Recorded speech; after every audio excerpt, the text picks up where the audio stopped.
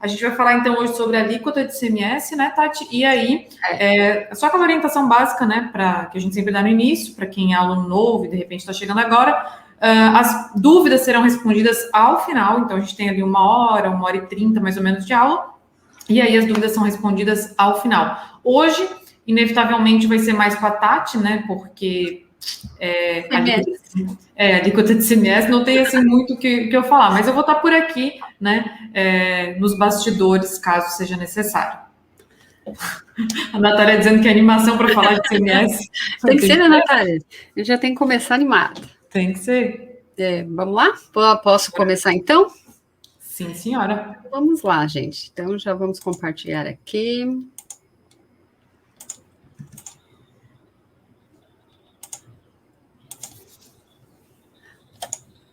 Ok, tá dizendo aí, né, Juliana?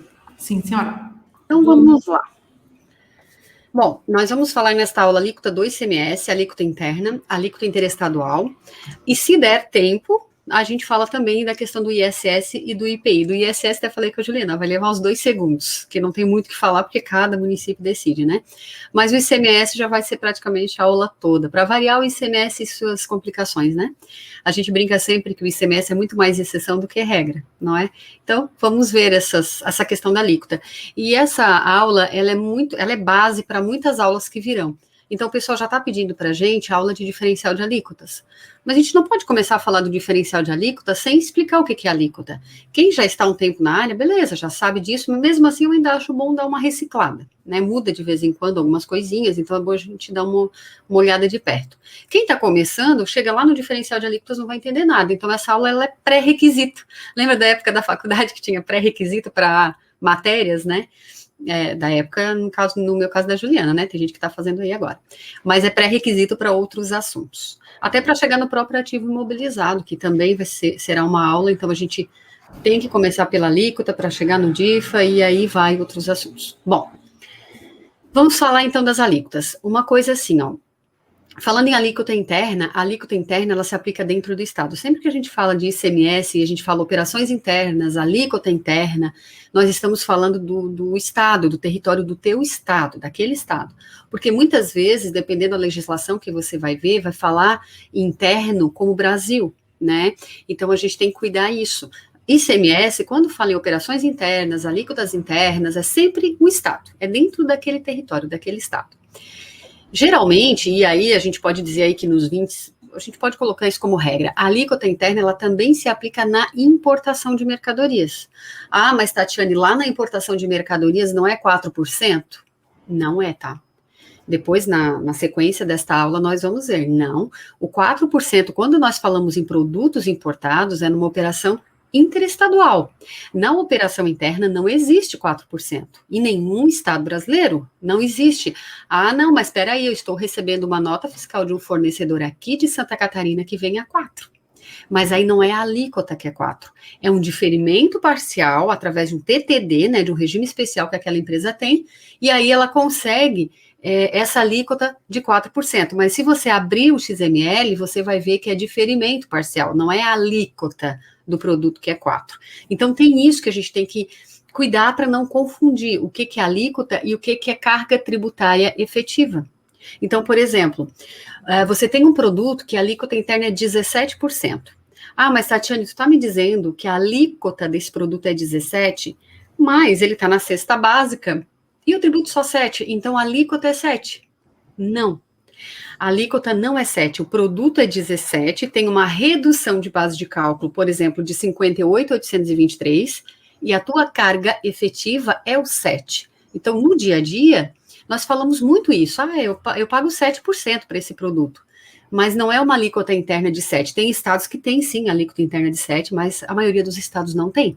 A maioria dos estados, a questão dos 7% é por causa de uma redução de base de cálculo, que é a tal da carga efetiva.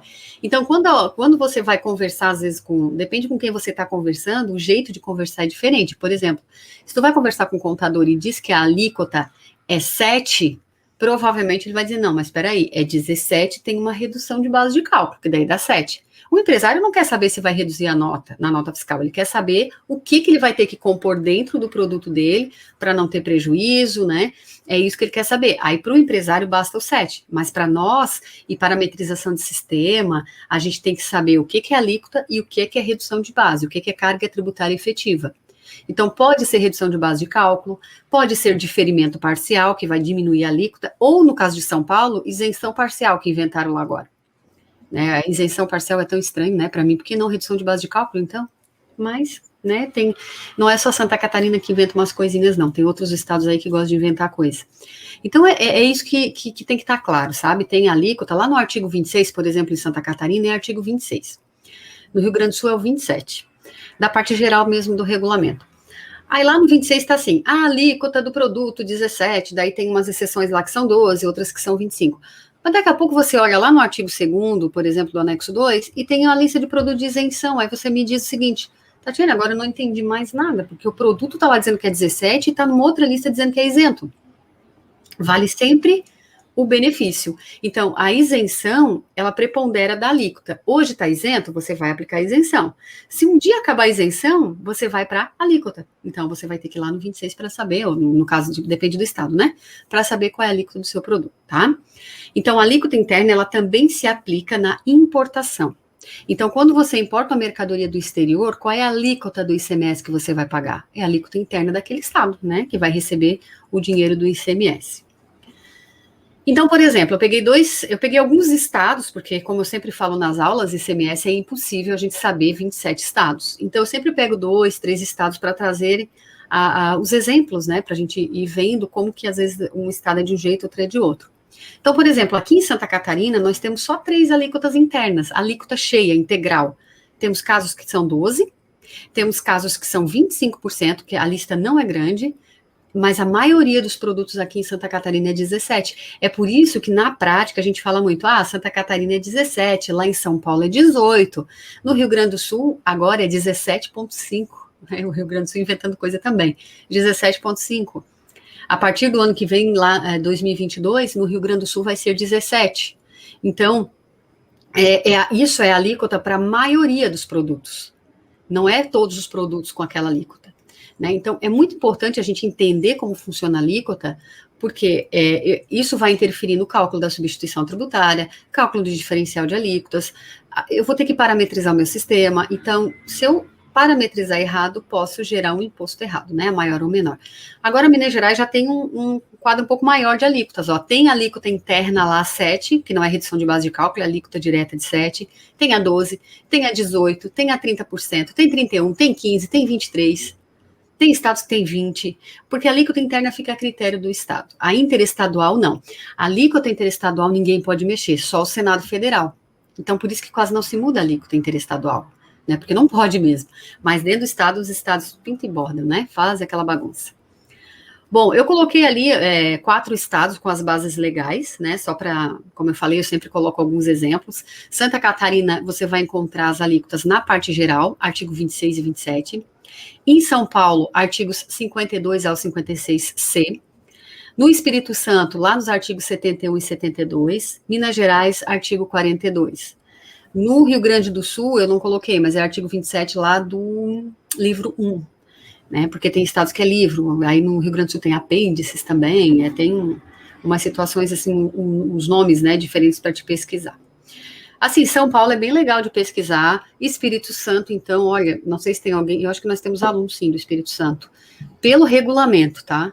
É um regulamento muito fácil de fazer pesquisa, o Espírito Santo, é bem legal. São Paulo também é bom, porque eles têm, tanto São Paulo quanto o Espírito Santo, eles têm os índices, daí tu coloca a palavra-chave e tu já acha mais ou menos onde tá. É bem, bem bom. O Paraná eu já acho bem chato de pesquisar, assim. Não sei se temos Espírito Santo, tá? Eu sei que tem São Paulo, tem Rio de Janeiro, tem Sergipe. Pará, acho que tem Pará também. Espírito Santo acho que não, mas se tiver, manifeste-se.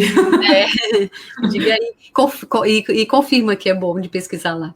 Então, Mas, assim, comparado com outros estados, que eu digo, né? É mais fácil de encontrar. Pelo que eu vejo, assim, Juliana, eu trabalho só, claro, eu foco muito em Santa Catarina, mas de vez em quando a gente tem que dar uma pesquisada aí em alguns estados de alguma situação. Os estados aí do Nordeste é punk, os regulamentos, assim, bem mais difícil de encontrar as coisas. Bom, tem Mato Grosso também que é difícil, mas vamos lá. Vamos parar de falar dos estados, né? Gente, olha só, eu separei algumas alíquotas, né, para explicando para você essa questão. Então, por exemplo, Santa Catarina é 17, São Paulo é 18 e o Rio Grande do Sul é 17,5, Paraná é 18, para a maioria. Mas eu preciso saber qual a alíquota interna do meu produto, porque pode ser que ele não esteja na maioria. E assim não dá para chutar, tá? Esses dias eu estava fazendo uma pesquisa para um cliente do produto dele se tinha diferencial de alíquotas. Ele vende muito pouco para outro estado, mas às vezes vende, e quando vende, vende com valores altos, e era para uma empresa não contribuinte. Ah, Tati, tem diferencial de alíquotas? Eu diria que sim. Só que daí eu peguei, não, peraí, deixa eu dar uma olhada na alíquota interna. E não é que a alíquota interna lá no estado dele era 12 e estava indo para lá 12? Então, vê, se eu não pesquiso, ele ia pagar diferencial de alíquotas de uma coisa que não tem, né? O estado ia ficar, ó, bem quietinho, mas ele ia ter um baita de um prejuízo, né? Bom, então assim, ó, por exemplo, vamos usar a energia elétrica como exemplo, porque eu acho o caso da energia elétrica. Aqui em Santa Catarina, a energia elétrica é 25%. Quando que não é 25%? Quando é de consumo domiciliar, olha só, gente, até os primeiros 150 quilowatts. Eu não entendo de energia, mas eu acho que isso aqui não é nada. Hoje em dia que é tudo eletrônico, né? Também é 12, energia elétrica destinada a produtor rural e cooperativas rurais redistribuidoras na parte que não exceder a 500 kW mensais por produtor. Quer dizer, passou disso, já vai para 25, não tem o meio termo.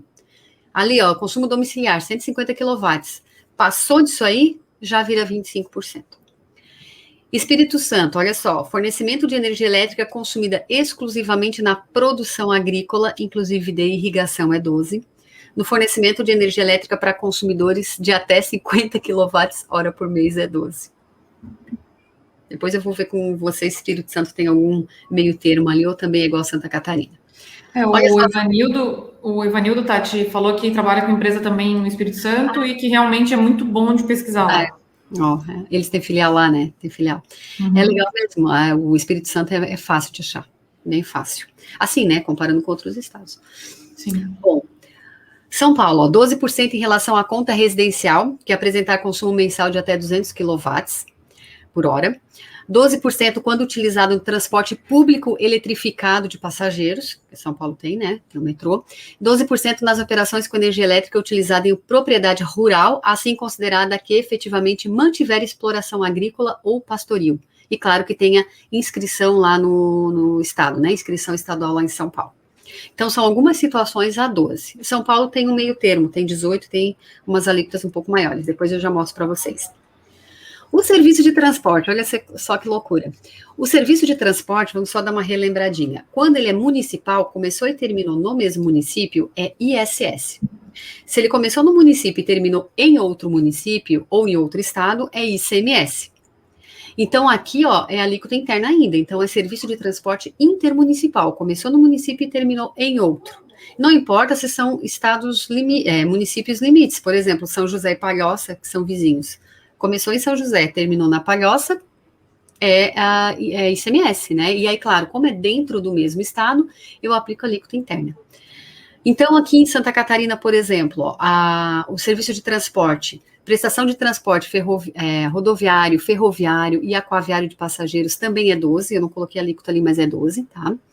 E prestações internas de serviço de transporte aéreo, é 12, tem uma redução de base de cálculo também. Olha só, lá no Espírito Santo, o transporte intermunicipal, ele é tributado a 12, inclusive o transporte de cargas. São Paulo, a mesma coisa, ó, o transporte tanto de passageiros quanto de cargas, a alíquota interna dentro de São Paulo, 12% também, mas Santa Catarina já não. Então, o Espírito Santo é 12 pessoas, transporte de pessoas ou de cargas, São Paulo também, mas Santa Catarina, transporte de pessoas é 12 e transporte de cargas é 17. Gente, aí começam umas encrenquinhas, que é o conceito de algumas coisas que não estão claras em alguns regulamentos. Por exemplo, não tem como não falar, porque isso aqui em Santa Catarina deixa a gente doido. Lá no regulamento de Santa Catarina diz que a alíquota é 12% para mercadorias de consumo popular. Claro que ele relaciona essas mercadorias, né? Então eu coloquei só alguns itens, a lista não é assim tão grande, tá? Mas olha só, açúcar, tá só assim, açúcar de consumo popular. Espaguete, macarrão e aletria. Pão, vinagre, queijo. Óleo refinado de soja e milho. Beleza, óleo refinado de soja e milho, acredito eu que não tem muitas variações. Carnes, ó, carnes e miudezas comestíveis frescas, resfriadas, congeladas ou temperadas de aves das espécies domésticas. Também tá claro, né? A carne de bovino, ovino, caprino e coelho também tá claro, porque, ó, carnes e miudezas comestíveis frescas, resfriadas, congeladas de bovino, bufalino, suíno, ovino, caprino e coelho. Também tá claro, né? Mas açúcar, pão, o próprio vinagre, queijo, então, nem se fala. E agora, todo pão é 12%, todo queijo é 12%, todo vinagre é 12%, todo açúcar é 12%? Daí é que vem o perigo. Aí temos copates, eu peguei uma delas, mas tem várias, e a linha de raciocínio do Estado não mudou em relação a isso, tá? O que o Estado de Santa Catarina entende que é consumo popular, que está dentro da lista, né, que daí é 12%. Aquele produto básico, cujo preço seja baixo e é acessível a pessoas de menor renda. Então, por exemplo, né, o queijo. Todo queijo é consumo popular? Não. O queijo que é de consumo popular é aquela versão mais simples que existe de um queijo, que tem um preço mais acessível. Eu não sei, Juliana, se hoje em dia tem algum queijo que tem preço acessível, porque o colonial, que teoricamente é para ser mais em conta, o prato, mussarela, já não é tão em conta assim, né? Mas, opa, tu ia falar alguma coisa? Não, eu tô pensando aqui, é que acessível também é uma coisa um pouco subjetiva, né? Mas eu acho que os mais acessíveis são os populares, aquele mussarela, prato, Essa a gente pode considerar os mais baratos, né? E a versão mais simples, eu acho que dá para usar esse termo, a versão mais simples daquele produto, com preço também mais em conta. Então, o queijo prato, mussarela, o colonial, são queijos que estão dentro do consumo popular. Agora, já faz um tempinho, isso já tem mais de 5 anos, uma rede de supermercados, não só uma, tá? Alguns supermercados, eles foram notificados, eles foram intimados, e claro, alguns notificados porque fingiram que não viram. Eles colocaram todos os queijos, pão, tudo como consumo popular, tudo 12. Depois eu vou falar também de frutas e verduras, que eles também colocaram tudo como isento. Não foram ver o conceito, tacaram ficha. O Estado foi lá e disse, não, peraí, você tem que recolher a diferença, porque esse teu queijo, que uma pecinha de 200 gramas custa R$1.000, não é de consumo popular. E tem queijo assim? Tem, tem um supermercado aqui em Florianópolis que só vende coisas diferentes. E essas coisas diferentes não tem nada de consumo popular, né? Não. Então, um queijinho assim custa R$1.000. E aí colocaram como consumo popular, né? E só se for popular entre os ricos, né, ô Juliana? Porque não é nada acessível o preço. Né? Você vai lá ver queijo da Serra da Canastra, queijo Gruyère, queijo Gouda, só aquelas coisas finas, né? Sim, a gente talvez nunca coma esse queijo na vida, e o cara coloca que é de consumo popular, né? E aí, isso daí trouxe, né, acordou um pouco a gente, peraí, não esqueça de olhar o título, porque o pessoal olhou queijo, é todo queijo, então vamos tacar a ficha, é tudo 12. Mas e o caput lá, sabe o caput, o capítulo, ou a descrição do artigo, vamos colocar assim, a descrição fala assim, é aplicado 12% para as seguintes mercadorias de consumo popular, aí vem a listinha. Então, não é todo queijo, não é todo pão que é de consumo popular. O pão é uma novela, né? Porque esses tempos eu estava dando uma aula e eu estava falando sobre isso, uma aula na pós-graduação. E eu falei do pão. Eu disse, olha, gente, cuidado também, porque não é todo pão que é de consumo popular, é a versão mais simples de um pão. Então, o pãozinho, cada região chama de um jeito, né? Até bom o pessoal colocar aí, né? Como é que é na região de vocês. Sabe aquele pãozinho, uns chamam de pão francês, no sul de Santa Catarina é pão d'água, pão de trigo em Florianópolis. Qual é o outro que tem? Cacetinho, não é? No Rio Grande do Sul. No interior de Santa Catarina tem gente que chama de bilha. E aquele pãozinho salgadinho, é complicado até pra gente falar qual é o pão, mas aquele gostoso que a gente faz sanduíche, é bem aquele. Então, ele é de consumo popular, ele é 12, né? Não, pode falar, depois eu só quero complementar uma coisa. Então, assim, esse pão que é de consumo popular, esse pãozinho é o pãozinho doce, será que não é? Eu entendo que sim, aquele pão mais baratinho, com farofinha. Agora, aí já vem um panetone. É um pão, mas ele não é de consumo popular. Ele não é uma versão mais simples e nem uma versão mais barata. O pão integral, esses tempos, o que deu discussão foi o pão integral, porque eu comentando, olha, para mim, Tatiane, o pão integral, ele não é de consumo popular, porque não é qualquer um que pode comprar, geralmente o pão integral é mais caro que o outro, né, se a gente comparar o pãozinho fatiado integral com o outro que não é, o integral ele é mais caro, porque tem mais mistura, e para mim não é, e aí um aluno assim, não, mas para mim é, e eu oriento meu cliente que é de consumo popular e um dia a gente discute, ok? Só eu acho legal você trazer esse conceito do que o Estado entende que é de consumo popular, passar para o cliente, ele toma a decisão. Antes de eu passar para a Juliana, teve agora eu não lembro a cidade, mas se eu não me engano foi Concórdia. Foi no oeste de Santa Catarina, que eu estava dando curso também sobre isso, e o caso deles era assim, ó, eram os mesmos ingredientes, eu achei bem legal essa questão. Ele tinha 2 tipos de pão. Os ingredientes eram exatamente os mesmos. Só que um pão ele fazia, misturava ali, já assava e já vendia. O outro, com o mesmo ingrediente, ele ficava sendo sovado, passava a manhã toda ali, curtindo, e sovando, e sovando. E aí ele diz assim, para mim é tudo a mesma coisa, é tudo de consumo popular, porque são os mesmos ingredientes. Eu disse, ok, o preço lá no final é o mesmo, porque não faz sentido ser o mesmo. Você faz o pão, você vende e você fica trabalhando esse pão a manhã inteira. Não me parece que é o mesmo preço. Ele, não, é muito maior o preço. Então, ele não é uma versão mais simples, né? Então, para mim, não era. Daí eles assim, não, mas como vai ser os mesmos ingredientes, nós vamos arriscar colocar como de consumo popular e seja o que Deus quisesse. Beleza. Só tem essa questão que você vai dizer que é o mesmo ingrediente, o fiscal vai lá, se ele for comparar o preço, ele vai olhar o pão A, sei lá, custa R$2, o pão B 10, ele vai dizer, não é o mesmo produto, né? Não tem como, isso não é de consumo popular. Diga, Juliana. Não, eu só ia fazer um comentário a respeito da confusão que a galera às vezes faz de ICMS com PIS e COFINS e fazer um alerta, né? Mas antes de falar disso, só pegando o gancho com o que a Tati explicou sobre o que é CAPT, lembrando que tem uma aula já aqui na plataforma, né? Onde eu explico sobre o ponto de vista das legislações federais, onde você buscar a legislação e como interpretar. E aí lá eu falo o que é um caput, o que é um inciso, o que é um parágrafo, né? Então eu explico bem certinho como fazer essa leitura e qual que é a importância do caput dentro do artigo. Tirando essa questão, não fazer confusão, porque hoje o intuito é explicar a alíquota de ICMS. E olha só que curioso, né? Tem coisas que acontecem, né, Tati, que a gente não sabe nem o que acontece e coincide. A gente, sei lá, decidiu que vai falar sobre ICMS. E naquela semana surge alguma coisa que serve de exemplo para aquela aula. E, curiosamente, foi hoje de manhã, eu recebi uma mensagem de uma aluna nossa, nem sei se ela está aqui, se ela tiver, pode dar um alô aí para nós, sobre lista positiva, negativa e neutra, Tati. E alguém perguntou sobre PIS e COFINS, né?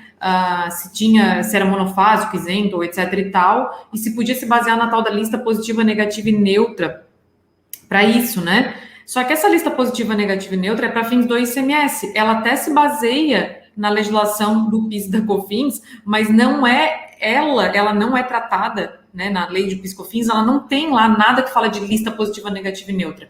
O que você tem que pegar é o artigo 1º da lei 10.168, aliás, da 10.147, desculpa, e o artigo 1º da 10.147 vai dizer quais são os produtos que estão no regime monofásico de PIS e COFINS e podem ser segregados, né? E aí até ela comentava que uma amiga minha veio falar que se baseava na lista positiva, negativa e neutra para colocar ou tirar algum produto da incidência do PIS e da COFINS. Gente, aquilo me deu até um mini infarto. E ela dizendo que muitos sistemas, inclusive operacionais, fazem isso, né? Então a gente tem que tomar cuidado, tá, gente? Outra coisa que ela relatou, daí se o sistema dizia lá que o negócio saiu da ST ou entrou na ST de ICMS, né? Ou mudou a alíquota de ICMS, os caras já alteraram para PIS e COFINS, mas uma coisa não tem nada a ver com a outra. A alíquota de ICMS é a alíquota de ICMS, a alíquota de PIS e COFINS é a alíquota de PIS e COFINS, e as coisas não se misturam, são duas bases legais completamente distintas. A Tati até já abriu aí, né, Tati? Enquanto eu ia falando, muito obrigada. Olha lá. Não é a legislação do PIS e COFINS que se baseia na lista positiva, negativa e neutra. É a legislação do ICMS que criou uma lista e aí toma por base a Lei 10.147. É o contrário. E assim, hoje em Santa Catarina, essa lista nem serve para mais nada para efeito de tributação, Porque antigamente o Estado se baseava na lista negativa, positiva e neutra por causa da MVA para o cálculo da substituição tributária. Só que o produto nem é mais dessa em Santa Catarina. Claro, alguns estados ainda usam, né, esse termo, lista negativa, positiva e neutra, porque é obrigada a indústria a colocar no documento fiscal, se ela é da negativa, da positiva ou neutra, mas para efeito do ICMS, você tem que ver no seu estado se você utiliza isso para o cálculo, né, de alguma coisa, do ICMS-ST, por exemplo. No estado de Santa Catarina nem se usa mais, né, para efeito de cálculo nenhum. E isso, na verdade, a gente está trazendo só como um exemplo para vocês não fazerem analogia, né? É a mesma coisa lá do pão, que a Tati falou do pão de consumo popular. Para efeito do PIS e COFINS, não tem essa de pão de consumo popular. Ele fala de pão comum e utiliza uma resolução do mapa do Ministério da Agricultura para definir o que é o pão comum, que, segundo a resolução do mapa, é composto por trigo, água e sal, e fermento, né? E pronto, é isso. Tá? Então, ele não fala se é de uso popular ou não, ele fala o que vai de ingrediente. Então, o fato de um produto ter algum benefício de ICMS ou ter uma alíquota reduzida de ICMS não significa que vai ter um tratamento parecido lá para PIS e COFINS. Uma coisa é uma coisa, outra coisa é outra coisa, pelo amor de Deus. É igual falar, em cesta básica de PIS e COFINS. Não tem cesta básica de PIS e COFINS. O que a gente tem é o artigo 1º da Lei 10.925, que fala o que tem de alíquota zero, e o artigo 28 da Lei 10.865 de 2004. Então, no artigo 1º da 10.925 e no artigo 28 da 10.865, nesses dois, elas vão tratar, né, dos produtos que têm alíquota zero e que pode coincidir com alguns produtos que têm um tratamento diferente aqui para ICMS, pode ser que sim, mas você tem que pegar as legislações e analisar em separado para não fazer lambança. Exatamente, é isso aí. E às vezes para por exemplo, a cesta básica alimentícia do Estado é para efeito de redução de base de cálculo do ICMS, para mais nada, porque tem a cesta básica aí que o governo fica divulgando e preço que ele leva em consideração para fazer alguns cálculos aí na economia que não tem nada a ver com a cesta básica da redução de base de cálculo para o ICMS. Não é porque aqui, por exemplo, em Santa Catarina tem 4, 5 coisinhas na cesta básica, tem estados que até o creme dental está na cesta básica. Na cesta básica para efeito de redução de base de cálculo. Então, também é outra coisa que tem que cuidar. Cada estado tem o seu jeitinho de trabalhar, né? Juliana, mais alguma coisa? Não, era só isso. Era só para dizer que cada um com seus problemas, né? PIS e COFINS com seus problemas e ICMS com seus problemas. ICMS com os é isso aí. E olha que o ICMS gosta, né? Gosta de um probleminha. É complicado, não tem nada no ICMS que é fácil de responder, que é assim, quer ver quando a maioria das coisas que vem? Depende, aí vem, né? Se for isso, se for aquilo, aí tem uns 15 itens. Bom, vamos lá, Espírito Santo, ó, eu fui pesquisar no Espírito Santo se existia, para fins da alíquota, tá, gente? Para fins da alíquota, esse termo, né, consumo popular. Não, aí lá referência, já falamos direto, ó, leite, por exemplo, possui alíquota interna de 12, não fica falando de consumo popular, colocou leite, aí tudo quanto é leite, né? Bom, alíquota de 12% também. Outra coisa, olha só que interessante isso daqui, ó. Alíquota de 12% aqui em Santa Catarina, olha só. Produtos primários em estado natural, relacionados no anexo 1, seção 3. Aí tem uma lista bem grande. Eu coloquei só uns itens, só para vocês terem uma ideia. Animais vivos, aí tem ali, cita quais são os animais, que são 12. Frutas frescas, lenha e madeira em tora, arroz, inclusive descascado. Aí tá dizendo que o descascado também pode, porque se tivesse só arroz, seria arroz em casca, porque olha aqui em cima, produtos primários, tá? Soja, fumo em folha, ovos de aves com casca e frescos, então, ó, ovo com casca, mel natural, enfim. E aí vai ter uma lista grande. Gente, aí tá assim, ó, frutas frescas. Aí tem os produtos hortícolas, que daí o produto hortícola tá dizendo, batata, tomate, repolho, vai dizendo, tá? Nome por nome. Aí você olha lá e pensa assim, maçã então é 12. Tá, beleza, a maçã é 12, tá aqui, porque ela tá lá em frutas frescas. Só que lá no artigo 2º, isso falando de Santa Catarina, mas os outros estados também têm isenção para os produtos in natura, tá? Para muitos produtos. Aí lá no regulamento, mais lá onde fala de benefício fiscal, traz isenção para as frutas. E agora, é 12 ou é isento? É isento. Né? Se você pode sempre olhar o melhor benefício, né, do ponto de vista do contribuinte. Vale a isenção, então vai isento. O dia que cair a isenção, fica 12, nesse caso de frutas. Só olha ali, frutas frescas. Gente, Lá no que diz o regulamento do IPI? Quem não viu aula de fato gerador do IPI é bom verificar.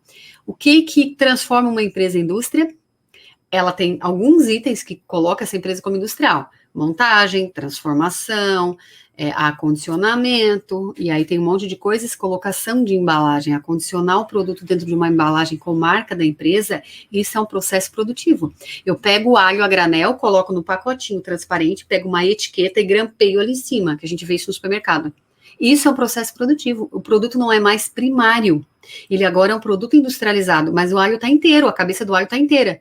Mas está dentro de um pacote com a marca da empresa. Isso não é produto primário. Então, o alho, ele é tributado, sim. O alho não é um produto isento. Aliás, não é produto a 12, né? Isento é outra coisa que o alho nem está lá.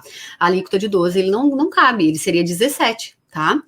A fruta, sabe a maçã da Turma da Mônica que vem selecionada no pacotinho com a marca? Ela não é um produto primário, apesar da maçã estar inteira. Então, já não se enquadraria aqui.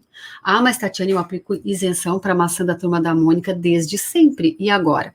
Se a gente estiver falando de Santa Catarina, tem uma explicação, tá? Eu já volto lá, naquele slide que eu pulei. Naquela época que eu falei para vocês, porque o Estado mexeu com gente graúda, tá? Aqui de Santa Catarina, que ele multou aí todas as redes de supermercado, exatamente porque eles pegaram tudo isso aqui, frutas, legumes, eles não olharam se tinha marca, e eles colocaram tudo como isento. A aipim descascada e congelada jogaram como isento, porque tem a isenção, além de estar dentro do 12, tem no artigo 2º a isenção para esses produtos, só que lá também fala em produto primário, na isenção.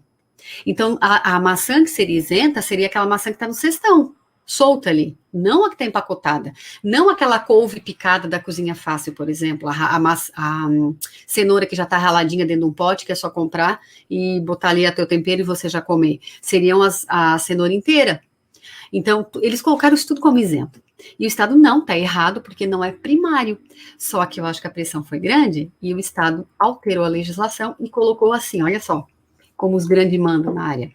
A isenção, isso é específico de Santa Catarina, tá, gente? A isenção também alcança, inclusive, esses produtos do artigo 2º, aí tem uma lista grande, quando ralado, exceto o coco seco. Não sei por que cargas d'água deixaram o coco seco de lado. Então, produtos hortifrutícolas, quando ralados, cortados, picados, fatiados, torneados, descascados, desfolhados, lavados, higienizados, embalados ou resfriados. Então, só não pode congelado, né? Desde que não sejam cozidos e não tenha adição de qualquer outro produto que não os relacionados mesmo, que é simplesmente para conservação. E, claro, isso só dentro do Estado. Para fora, ele não é in natura, tem que ir tributado, porque a isenção para o produto primário, lá no artigo 2º, vale dentro e fora. Então, tá vendo? Ele trouxe uma exceção. Mas essa exceção, ela não existia antigamente. Então, quer dizer, tanto na parte do 12%, quanto na parte da isenção para os produtos hortifrutícolas, tinha essa regra, tem, né? Essa regra dele ser in natura, produto primário, né? Em estado natural. Então, colocou a embalagem, ralou o produto, não é mais in natura, mas aí tem essa exceção para isenção. Se não tivesse essa exceção para isenção, né? Vamos supor que não tivesse, o teu estado não tem. Tá? A maioria não tem, isso aqui é bem específico de Santa Catarina.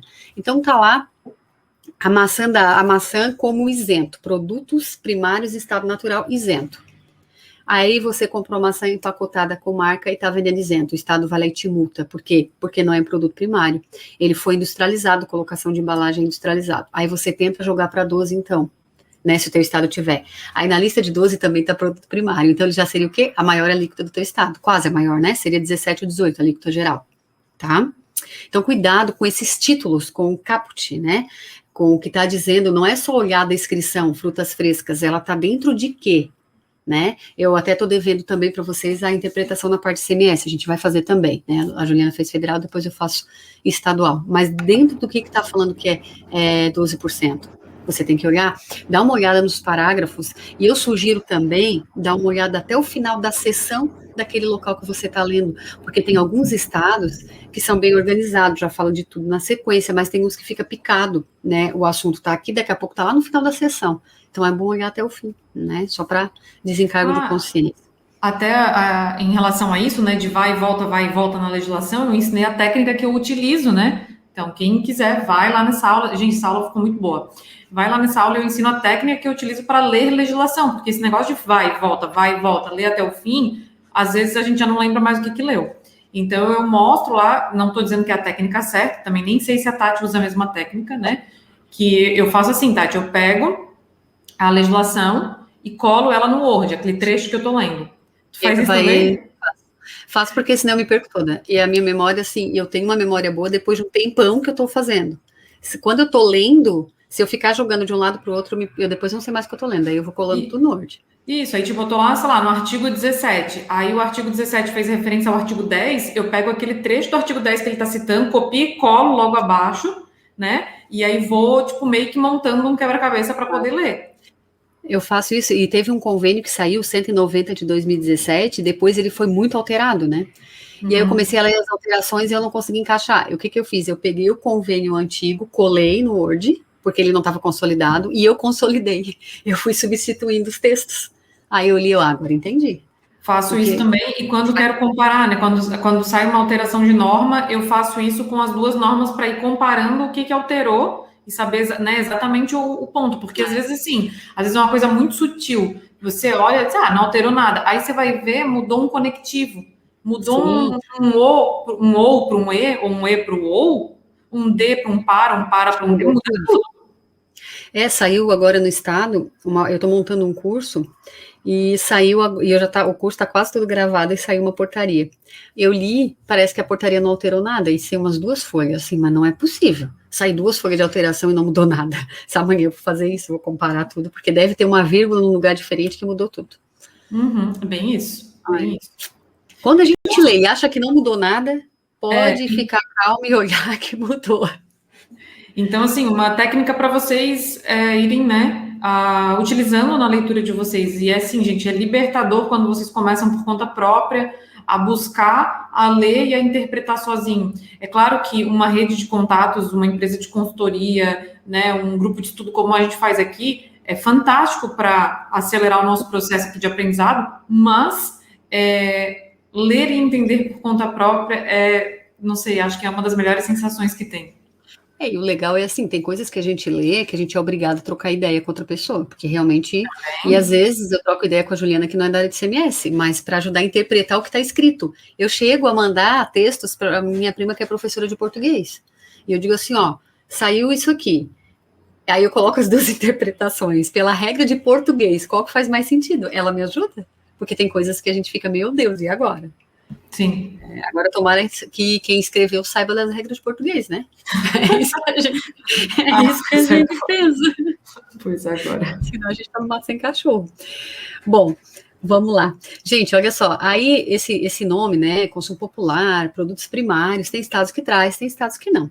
Né, São Paulo, por exemplo, tem alíquota de 12% na saída interna de ave, coelho, gado bovino, suíno, caprino, ovino, em pé vivo, né? E produto comestível resultante do seu abate. Aliás, foi bom ter lido isso, porque uma vez, quando eu comecei na consultoria, eu estava apanhando com a história do peixe.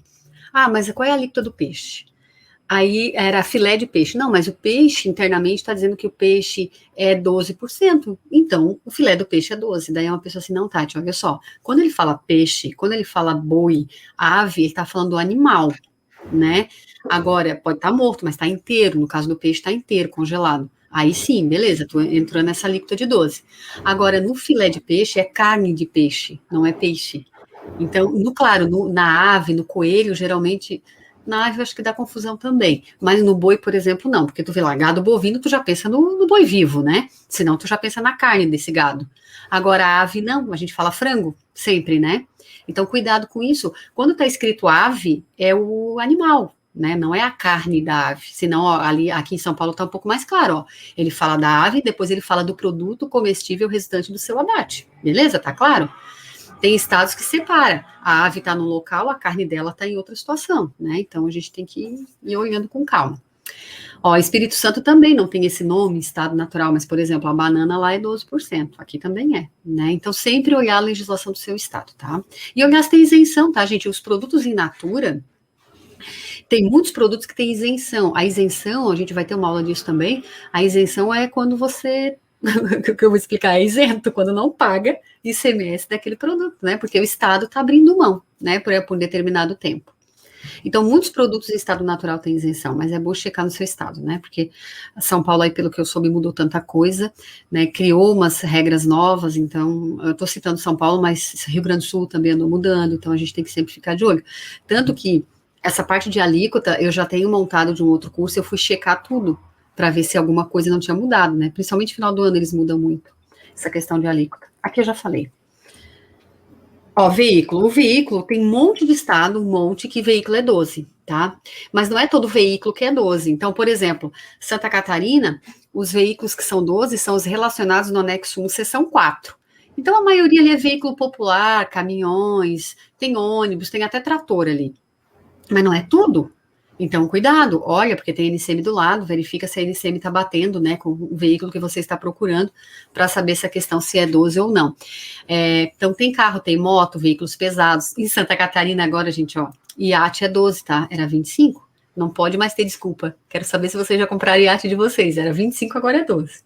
Baixou bastante, né? Ai, já vou comprar o meu também. Eu já tô providenciando.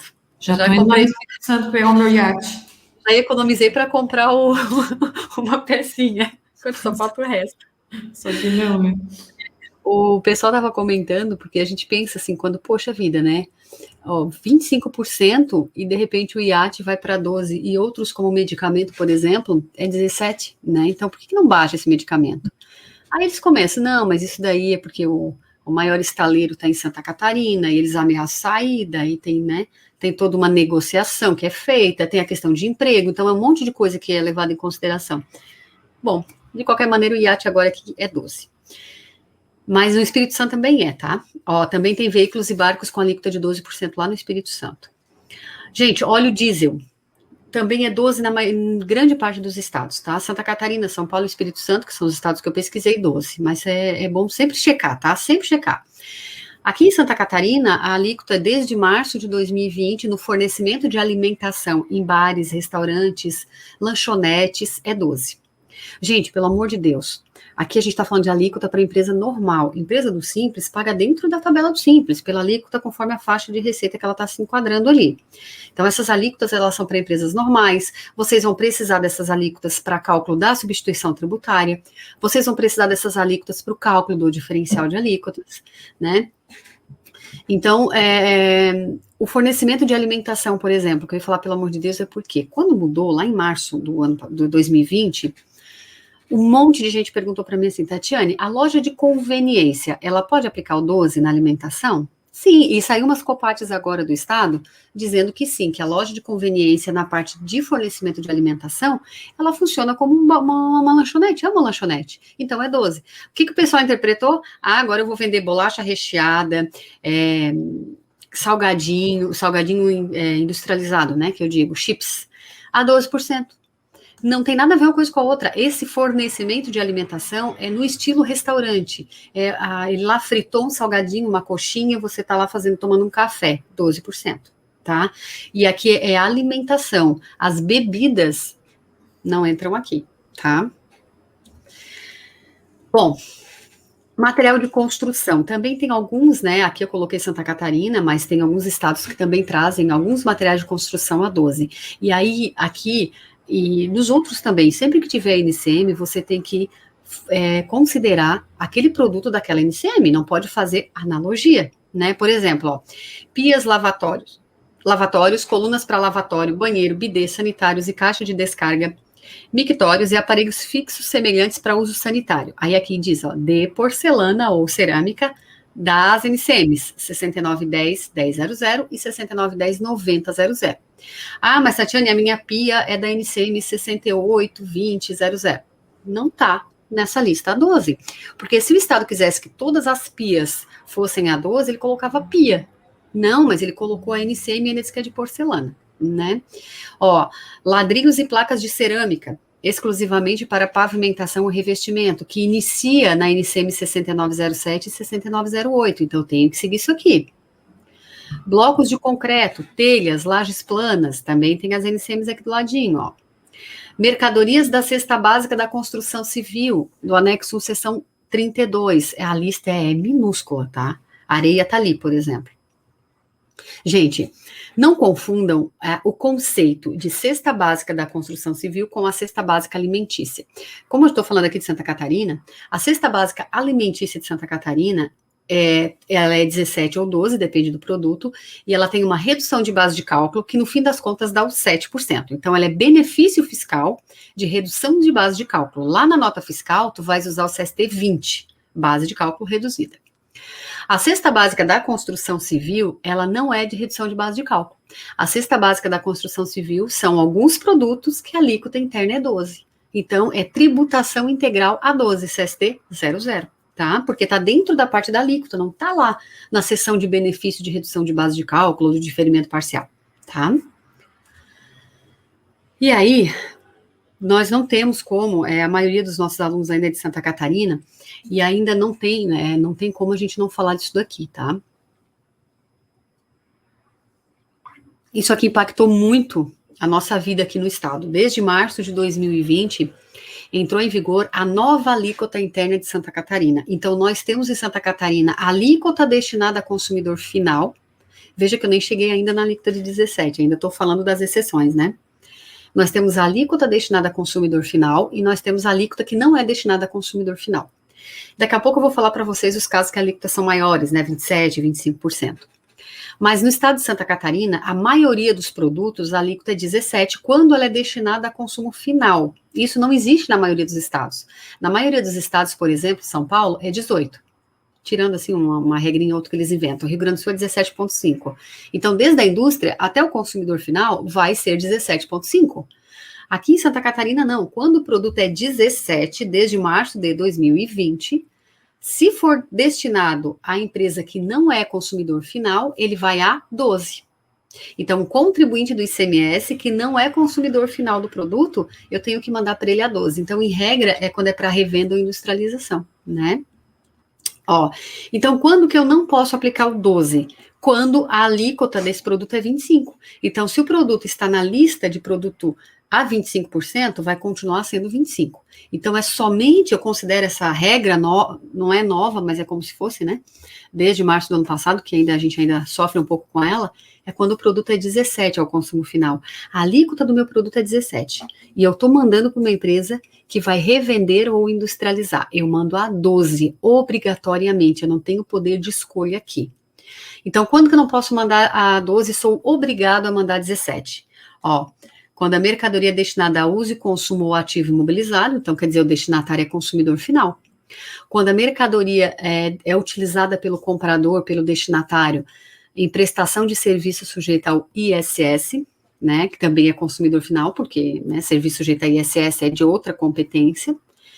E aí, não sei por que cargas d'água o Estado criou uma situação assim, ó. Não posso aplicar o 12%, quando a saída, isso é interno ainda, tá, gente? Quando a saída for de artigo têxtil, de vestuário e artefatos de couro e seus acessórios, promovida pela indústria que os tenha produzido.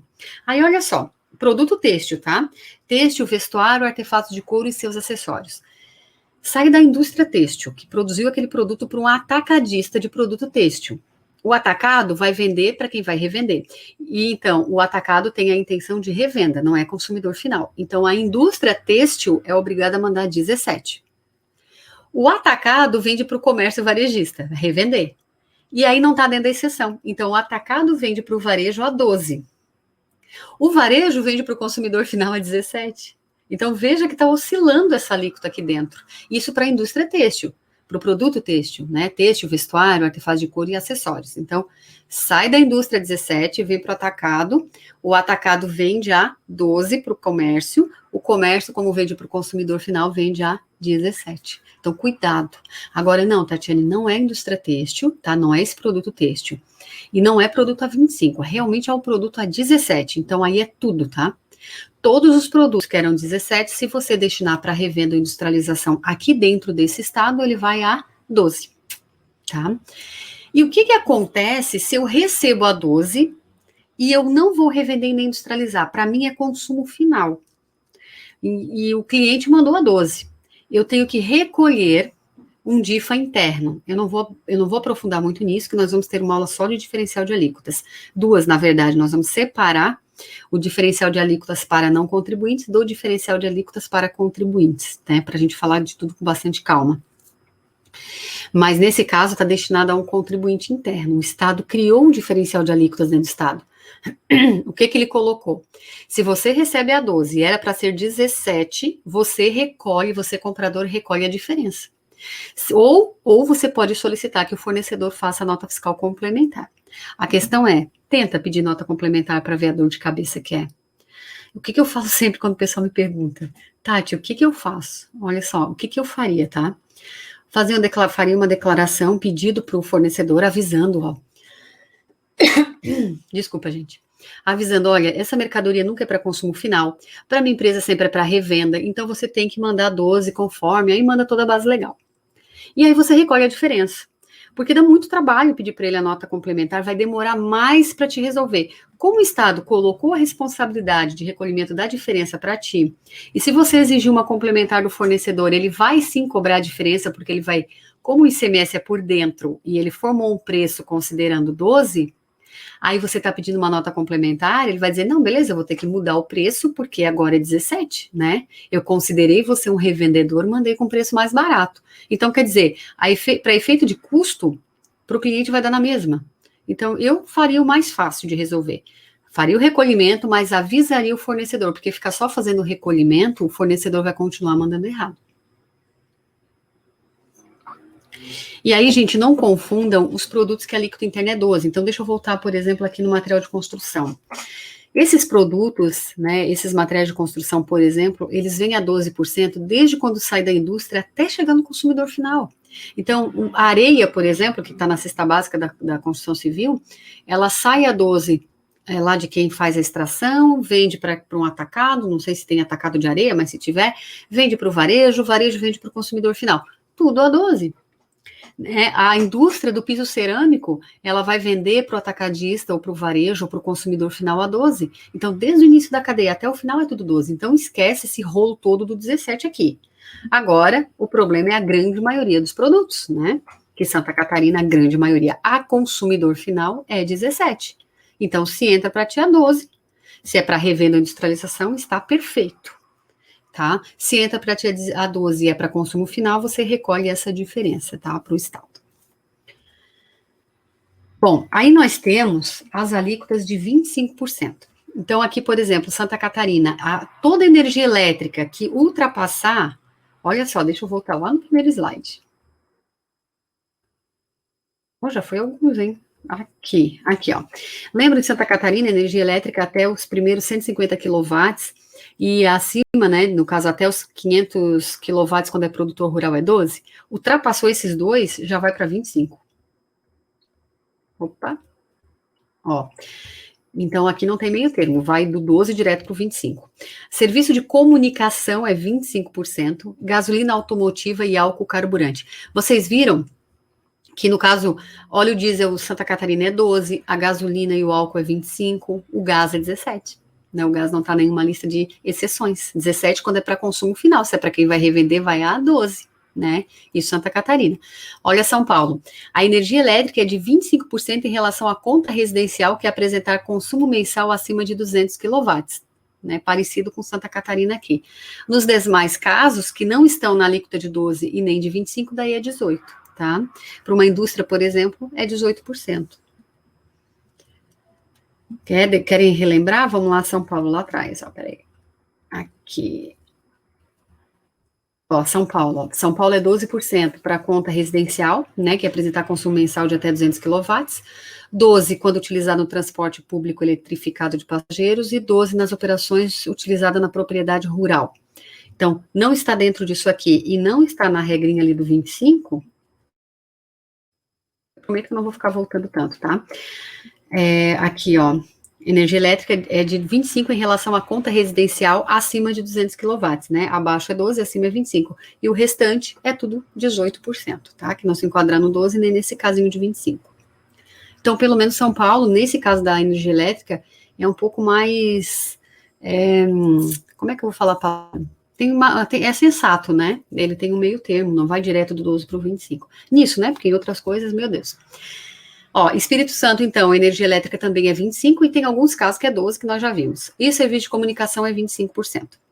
A alíquota de 27%. Lá no Espírito Santo, ó, aqui em Santa Catarina, a gasolina e o álcool é 25%. Lá no Espírito Santo é 27% para gasolina. E o álcool, olha ali, álcool de todos os tipos, inclusive o álcool carburante é 25%. Santa Catarina, tá vendo qual é o álcool que é 25%? Álcool carburante. Espírito Santo é 27%, gente, desculpa. Ó, o álcool carburante em Santa Catarina é 25%. O álcool no Espírito Santo, o álcool carburante é 27%, mas qualquer outro tipo de álcool. Então, aquele álcool para uso doméstico é 27%, né? Lá no Espírito Santo. Aqui o álcool de uso doméstico é 12% quando é para revenda e é 17% quando é para o consumo final. E aí nós temos o que se chama de produtos supérfluos. Aqui é discutível, né? Dependendo da pessoa, vai dizer que não tem nada de supérfluo. Então, por exemplo, Santa Catarina, eu trouxe alguns estados, tá? O que é considerado supérfluo para efeito da alíquota do ICMS pelo estado de Santa Catarina? Que daí é 25%. Cerveja e chopp, tem gente que diz que não é. Demais bebidas alcoólicas, então vinho, as bebidas quentes, né? Gente, cuidado numa coisa. Aqui na bebida alcoólica, olha só a NCM, 2204, 2205, 2206 e 2208. Vocês viram que pulou a 2207? Por quê? Tem um tipo de cachaça que é na 2208, daí é 25, mas tem um tipo de cachaça que é coisa de teor alcoólico, porque daí a classificação fiscal é outra, né? Então, quinta nós temos aula, inclusive, de classificação fiscal com a Gabriela. É bom assistir, que vai ser uma aula bem boa. Mas olha só, tem uma cachaça que é 2207, e aí não foi considerada supérflua, né? Quem fez a legislação gostava daquele tipo de cachaça, né? Eu imagino que foi para incentivar, na época, algum tipo de negócio da cachaça, né? Que acabou ficando. Então, cuidado, ó, não é toda bebida alcoólica que é 25, é quase tudo, né? Cerveja e chopp, por exemplo, é substituição tributária. Eu vou usar o 25% para o cálculo da substituição, para o cálculo do ICMS normal, quando a empresa é substituto. O cigarro, né, também é 25%, o cigarro, cigarrilha, charuto e produto manufaturado de fumo, ó, a NCM tá ali, tá vendo? Que inicia no 2402 e 2403. Gente, cuidado também aqui, ó, perfumes e cosméticos, estão aqui as NCMs iniciais, que é para ser 25%, ó, é o que inicia na 3303, 3304, 3305 e 3307. Peraí, gente, que o bichinho me pegou.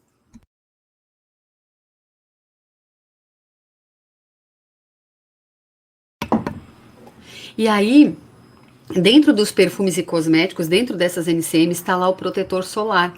Só que o protetor solar, apesar de estar na NCM, eu acho que, se eu não me engano, é 3304 alguma coisa, tá ali como 25, mas tem uma exceção dizendo que protetor solar sem bronzeador, só protetor solar, não é 25. Então, é 17 quando é para consumo final. Quando é para quem vai revender matéria-prima, pode até ser que alguém compra só a matéria-prima para envasar, né? Daí é 12%, tá? Ó, peleteria e obras de peleteria, cuidado aí, por exemplo, porque tudo do capítulo 43. Se a bolsa de couro for iniciando com a NCM 43, ela é 25, ela não é 17, então cuidado, tá? Ó, peleteria e suas obras, né? Obras de pele. Inclusive artificial, ó, tá vendo? Asa delta, aí tem aqui NCM, balões e dirigíveis, armas e munições. Então, aqui no estado de Santa Catarina não é tão grande a lista de produtos supérfluos, lá no Espírito Santo é maior, mas eu não coloquei tudo, coloquei só alguns, ó. Armas e munições, partes e acessórios, embarcações de esporte e recreação, bebidas alcoólicas, fume e seus sucedâneos, joias e bijuterias, perfumes e cosméticos, asa delta, fogos de artifício, e tem bastante produto, tá? É bom dar uma olhadinha lá. Daí é 25. Gente, alíquota mesmo, tá? Não é benefício fiscal. Alíquota integral de 7% internamente em Santa Catarina não existe. Os casos que nós temos aqui que dá 7 é por causa de uma redução de base de cálculo. Então, lá na nota fiscal, você vai usar o CST 20, tá? São Paulo tem. Aí, olha só, preservativo, tá? São Paulo é 7%, né? É 7%, mas o preservativo é isento. E eu fui confirmar, ver se continuava isento mesmo, continua. Então, o preservativo, ele é isento de ICMS, mas ele está na lista, que é o 7%. Então, prevalece a isenção. Se um dia acabar, aí sim vira 7%. Ó, também é 7, no caso de São Paulo. Ovo integral pasteurizado desidratado, clara pasteurizada desidratada ou resfriada, gema pasteurizada, embalagem para o ovo in natura, do tipo bandeja ou estojo, com capacidade de até 30 unidades. Então, tem umas situações, né? Também é 7% lá em São Paulo. Então, assim, não se enquadrou nessas exceções, aí vem a regra geral, né? No caso, Santa Catarina é 17, a consumo final, mas é 12 quando não é para consumo final. Paraná é 18, Espírito Santo é 17, São Paulo é 18, né, para a grande maioria dos produtos. Rio Grande do Sul é 17,5% até 31 de dezembro de 2021 e 17% a partir de janeiro de 2022. Na verdade, no Rio Grande do Sul, era para ser 18 até final de 2021 e 17 a partir de 2022. Mas eles fizeram uma reforma, né, lá dentro, e eles aumentaram só, diminuíram, né, só 0,5%, tá? Vamos ver até final do ano o que acontece lá no Rio Grande do Sul. Bom, não é bom falar muito, né, porque o nosso estado, o estado de Santa Catarina, no caso, ele vem mantendo, comparado com outros estados, a gente está praticamente no paraíso. Claro que questão de legislação, a gente tem um monte de benefício que deixa a gente louco no dia a dia, mas para o empresário, tá bom, porque tem benefício. O contrário dos outros estados que estão aumentando, por exemplo, São Paulo aumentou muito a carga tributária lá. Eles chamam, eu assisti uma live e a professora da live chamava de pacote de maldade fiscal, para vocês terem uma ideia, né? Então, São Paulo está bem complicado. Gente, outra coisa, bem importante, eu coloquei só 2 estados, mas acredito eu que se não são todos, é sempre bom dar uma checada, né, quando a gente fala de ICMS, mas uma coisa que tem em Santa Catarina, que tem em São Paulo, eu sei que tem no Rio Grande do Sul também, é assim, ó, eu vendo para fora do estado e vendo interno, beleza, tem as alíquotas internas que a Tatiane falou até agora, e espero que dê tempo, né, da gente falar das alíquotas interestaduais. Não é tão complicado, porque só tem 3 tipos de alíquota, né, para fora do estado. Então, vai ser rapidinho. Mas e se a pessoa física ou uma empresa, vamos supor que um caminhão, né, tá vindo para cá, trazendo mercadoria, e esse caminhão quebra. E aí ele compra uma peça aqui em Santa Catarina deste caminhão.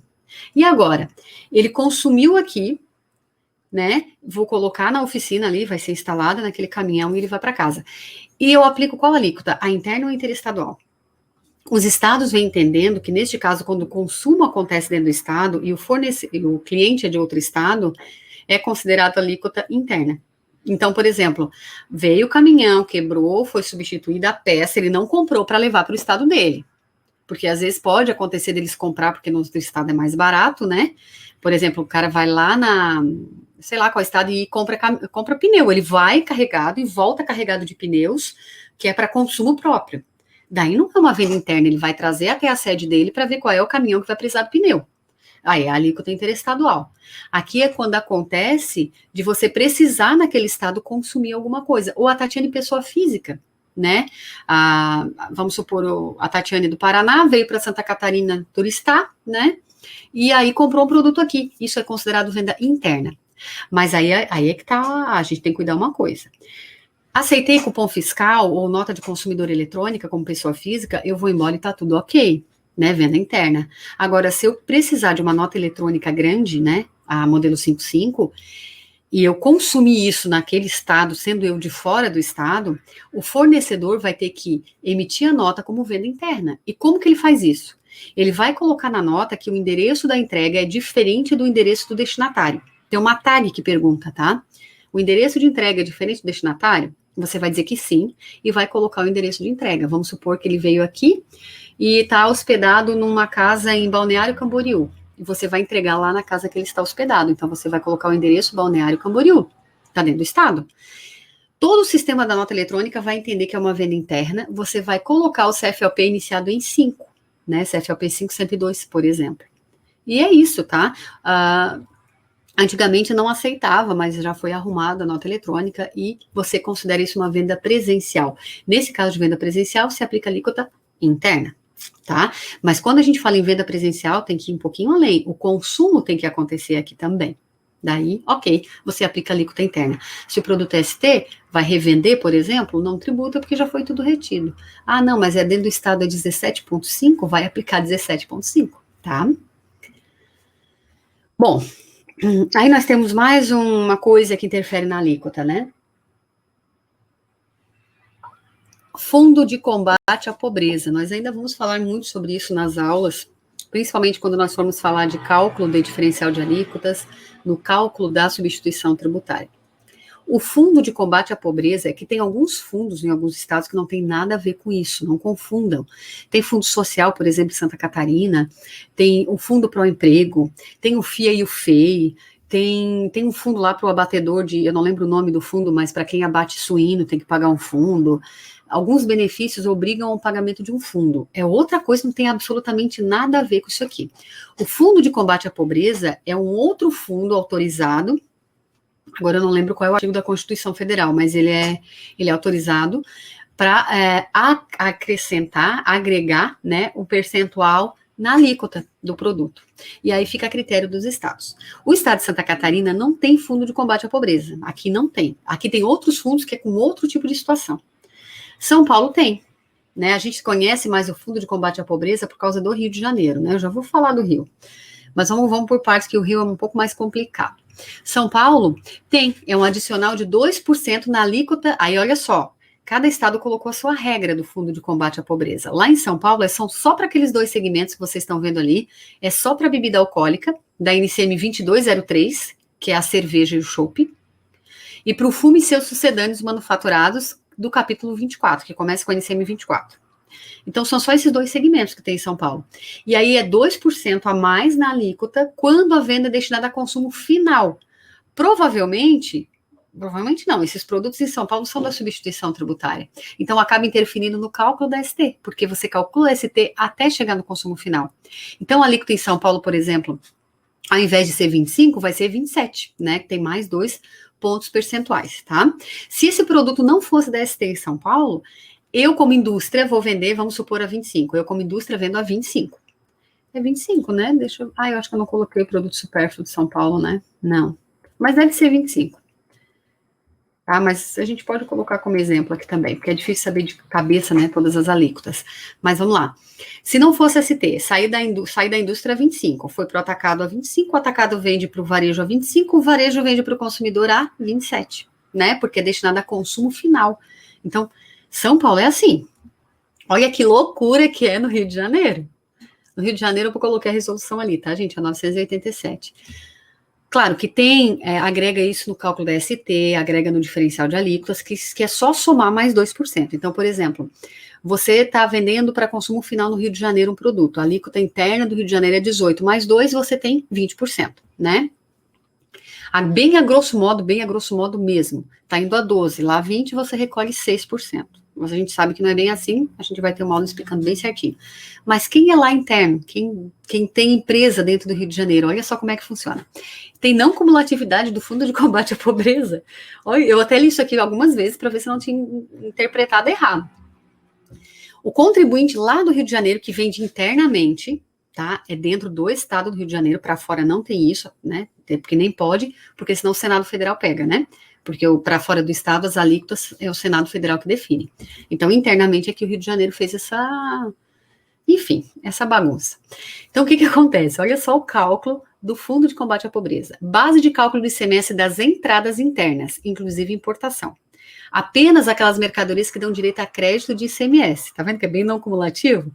Então, você está recebendo uma mercadoria, entrada interna do Rio de Janeiro, fornecedor do Rio de Janeiro, e a tua empresa também é do Rio de Janeiro. E é um produto que te dá crédito. Então, você pega 2% sobre o valor da entrada. Deixa ali. Como crédito no Fundo de Combate à Pobreza. Todas as saídas internas, né, que dão débito de ICMS, você aplica 2%. Então, você vai pegar a diferença do débito menos o crédito, o líquido disso é o que você tem que contribuir lá para o Fundo de Combate à Pobreza no Rio de Janeiro. Então, é uma espécie de não cumulatividade, né? Ele é parecido, é uma apuração separadinha. Além disso, aplicar mais 2%, daí dá 4%, né? Sobre a base de cálculo das operações ou prestações, daí do valor da saída, para energia elétrica de consumo superior a 300 kW até o consumo de 400 kW por hora e para o serviço de comunicação, tá? Então, todo esse cálculo, né, no Rio de Janeiro, essa não cumulatividade para o Fundo de Combate à Pobreza, é operação interna, é dentro do Rio de Janeiro, tá? Então, você vai pegar a nota, só resumindo, nota de entrada que te daria crédito, que te dá crédito, né? Você aplica 2%, que é como se fosse um crédito do Fundo da Pobreza. Valor de saída com débito, 2%. Diferença dos dois, você recolhe para o Rio de Janeiro. Se o teu produto for energia elétrica ou serviço de comunicação, você tem essa apuraçãozinha do Fundo da Pobreza e você acrescenta mais 2% do preço de saída, né, da prestação ou da venda, do consumo ali, né, e agrega nesse valor e faz essa guiazinha lá para o Fundo de Combate à Pobreza. Esperamos que o Rio de Janeiro esteja bem rico, né, porque isso aqui, 2% daqui, 2% dali, dá bastante. Bom, tem então, no caso do Fundo de Combate à Pobreza lá no Rio de Janeiro, ele é calculado também sobre a importação, né, importações pelo Rio de Janeiro, o DIFA devido para o Rio de Janeiro, que daí é só agregar mais 2%, o substituição tributária também para o Rio de Janeiro. Tem casos de não incidência, bem pouco mais tem, então tem uma cesta básica do Rio de Janeiro, lá de alguns produtos, que não tem que pagar Fundo de Combate à Pobreza. Essa resolução traz, né, a listinha. Ok, vamos ver como é que estamos de tempo, dá.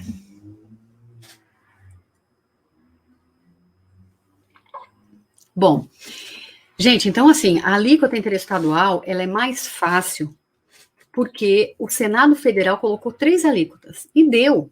A gente só tem que cuidar essa questão de estado de origem e destino. Então, eu sempre falo que é mais fácil você começar pelo 4%. Por quê?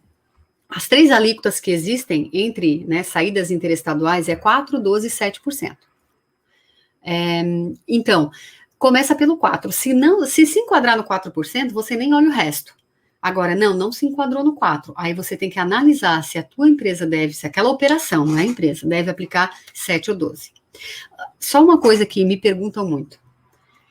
Gente, eu não sei se acontece com vocês aí no dia a dia, mas para mim chega muita pergunta assim, Tatiane, peguei um supermercado agora, qual é a alíquota que eu coloco? Qual é a alíquota do ICMS? E agora? Gente, o supermercado eu nem sei a quantidade de item que tem. Tu tem que olhar um por um. Não tem uma alíquota, assim. Como que eu vou dizer qual é a alíquota do supermercado? Porque o ICMS não é pelo segmento. O supermercado é pelo... O supermercado não, né? O ICMS é produto por produto. O supermercado provavelmente tem tudo isso que a gente falou. Deve ter produto da cesta básica. Deve ter produto considerado supérfluo. Produto da substituição tributária, isento. Não incidência, revistinha, por exemplo, né? Ah, vende livro. Tem supermercado que vende livro. Né, pneu, tem supermercado que vende, então tem de tudo que é jeito, então tem que analisar, se pegar um supermercado aí, que seja um mini mercado, tem trabalho, né. Bom, então vamos para as alíquotas interestaduais, então 4%, quando que eu tenho que aplicar 4%? Quando as operações forem para fora do estado e o produto é de origem estrangeira. Gente, de novo, não existe 4% no desembaraço aduaneiro. Ah, mas Tatiane, o 4% o Senado Federal decidiu que é para produto importado, então é 4% na importação. Não. O Senado Federal definiu que o produto estrangeiro tem uma alíquota interestadual de 4%. Então, é quando você manda a mercadoria para fora do estado. 4%. Importação, você vai aplicar a alíquota interna do produto. 17, 25, né? Depende do produto, do teu estado também. Ah, mas tem alguns estados que é 4% no desembaraço, mas aí é por causa de algum benefício fiscal, algum regime especial que o estado lançou mão. Por exemplo, em Santa Catarina, o TTD 409, você paga 2,6% de ICMS, não é nem ICMS, de antecipação.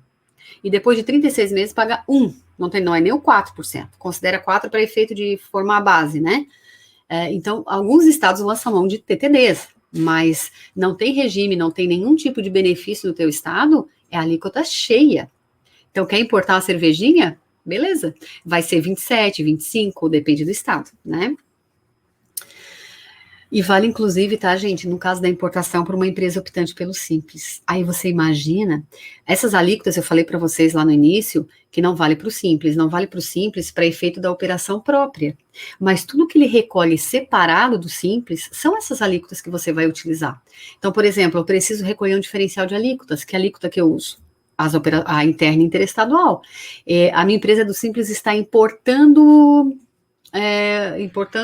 cigarro, nem sei se pode importar cigarro, mas se puder, porque tem toda a regra do comércio exterior também para seguir, né? Mas se pudesse, a 25, 27, 30 e poucos, depende do estado. E uma empresa do Simples vai pagar a mesma alíquota que uma empresa normal, tá? Então, para fora do estado, o produto é estrangeiro é 4%. Claro que tem exceção, tá? Então, é 4% quando ele é estrangeiro e ainda produzido no Brasil, com mercadoria, com matéria-prima estrangeira, em que o conteúdo de importação seja superior a 40%. Eu já vou explicar bem direitinho como é que funcionam essas regras e exceções da regra, tá? Ah, Tatiane, não entrou no 4%. E agora? Aí vai ser 12 ou 7%. A maioria dos casos é 12 entre estados. É a regra geral. Quando que é 7? Quando a operação sai, se não enquadrar no 4, tá, gente? Não enquadrou no 4, é 12. Não, mas também não enquadra no 12. Quando que é 7, então? Só para, né, eu ter certeza. Quando sai da região sul e sudeste, esquece Espírito Santo aqui, exceto o Espírito Santo, com destino à região norte, nordeste, centro-oeste e ao estado do Espírito Santo. Então, por exemplo, saindo de Santa Catarina, Paulo, vai a 12. Porque Tati, deu uma cortadinha, Tati. Ah, tá. Saindo de Santa Catarina, aí cortou. Tá, beleza. Eu comecei falando saindo de Santa Catarina e mudei o exemplo. Saindo do Rio Grande do Sul para São Paulo, vai a 12. Né? Vai a 12. Ah, mas sai do Rio Grande do Sul para Bahia. A Bahia está na exceção ali, ó. Ela é do Nordeste, então vai a 7%. Tá? Tem duas resoluções que tratam disso, a 22 de 89 e a 13 de 2012. E o Senado Federal, quando ele decide alguma coisa do ICMS, ele é pontual, é 2 linhas, tá? Não é cheio de explicação, não. Mas vamos falar um pouco mais sobre isso, tá? Então, olha só, eu fiz um esqueminha. Quando eu dou aula fora do estado, né, de Santa Catarina, eu gosto desse esquema, porque dependendo da região que tu vai é 12, ninguém sabe que o 7 existe, né? Então, entre norte e nordeste, tudo 12. Então, veja bem, ó, saindo da região sul, Rio Grande do Sul, Santa Catarina, Paraná, indo para estados da região norte, nordeste, centro-oeste. Eu não citei os estados, mas né, essas 3 regiões, vai a 7. Saindo da região sul, que é Rio Grande do Sul, Santa Catarina e Paraná, e vai para o Espírito Santo, 7, porque o Espírito Santo, apesar de estar no sudeste, ele ficou fora da regra. Saindo da região sudeste, esquece Espírito Santo, só São Paulo, Minas Gerais e Rio de Janeiro. Saindo de São Paulo, Minas e Rio de Janeiro, indo para a região norte, nordeste e centro-oeste, vai a 7. Saindo de São Paulo, Minas Gerais e Rio de Janeiro para o Espírito Santo, 7. Não está dentro desse esqueminha aqui? 12, né? Ó, aí eu coloquei um exemplo, ó, saindo desses 6 estados, né? Rio Grande do Sul, que é o sul e sudeste, Santa Catarina, Paraná, São Paulo, Rio de Janeiro e Minas Gerais. Está saindo desses 6 estados. Quando que é 12? Quando o destinatário, então, também foram desses 6, né? Claro que se está saindo do Rio Grande do Sul, o destinatário, se for Rio Grande do Sul, você vai aplicar alíquota interna, né? Eu acabei repetindo por causa do exemplo. Então, saindo desses 6 estados para Minas Gerais, Paraná, Rio de Janeiro, Rio Grande do Sul, Santa Catarina e São Paulo, 12. Para todos os demais estados, 7. Quando que eu não posso aplicar 12 ou 7? Quando na regra eu tenho que aplicar o 4. O produto é estrangeiro. Ele é de conteúdo de importação superior a 40%. Aí eu aplico 4%. Vocês concordam comigo que é mais fácil eu começar a analisar pelo 4%? Né, mais fácil. Eu analiso se está dentro do 4, porque se estiver dentro do 4%, é o Brasil inteiro a 4, para fora do estado. Tem que ser 4. Eu não tenho opção de escolha. Não se enquadrou no 4, aí eu tenho que ver em qual estado eu estou e para qual estado está indo, né? Então, saindo do sul e sudeste é um pouquinho mais complicado, porque tem a regra do 12 e 7. O resto é tudo 12. A não ser que o produto tenha benefício, né, de redução de base de cálculo. Então, quando, então, que eu aplico as alíquotas interestaduais, né, quando que eu aplico 4? Vamos lá, que eu falei que tinha umas regrinhas que a gente tem que ver. Produto é estrangeiro, tá? Eu não preciso ser um importador para ser 4%. O que interessa é o produto ser de origem estrangeira. Então, o produto é estrangeiro? É. Então, para fora do estado, ele é 4%. Ele não sofreu nenhum processo produtivo no Brasil. No Brasil, ele só é revendido. Beleza, 4%. Ah, não, Tatiane, ele sofreu processo produtivo. No Brasil, pode acontecer de ser 4? Pode, gente. Quando ele sofreu o processo produtivo, que daí a gente vai lá no regulamento do IPI e vê o que é, transformação, beneficiamento, montagem, acondicionamento, reacondicionamento, renovação, recondicionamento, né? Quando faz processo industrial mesmo, tá? E o conteúdo de importação for superior a 40%, para fora do estado, tem que ser 4%. Então, imagine você recebe dentro do estado, do seu estado, a 18%, vamos supor, você recebeu dentro de São Paulo a 18%. E agora você vai vender para a Bahia, de São Paulo para a Bahia. Que alíquota você deve aplicar? Pode ser 4 ou pode ser 7. Veja, saindo do Sudeste, São Paulo, indo para o Nordeste, Bahia, né? Então, pode ser 7 ou 4. Se for estrangeiro, ou se teve essa questão do conteúdo de importação superior a 40, tem que ser 4%. Se não, 7, tá? Bom, deixa eu explicar o que é esse conteúdo de importação, tá? Gente, o convênio, tem um convênio bem legal, eu gosto bastante desse convênio, porque ele é esclarecedor, né? Ele é muito bom, se você ler com calma, você vai entender exatamente quando que é o 4, o que é o conteúdo de importação, porque tem um monte de regra. Então, você imagina a tua empresa sendo uma indústria.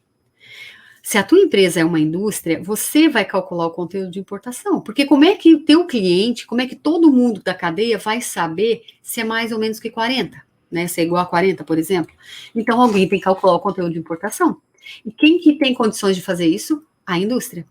E aí, quando o Senado Federal quis facilitar e criou a alíquota interestadual de 4%, foi obrigado a ser criada uma obrigação acessória, que é a a ficha de conteúdo ficha de conteúdo de importação.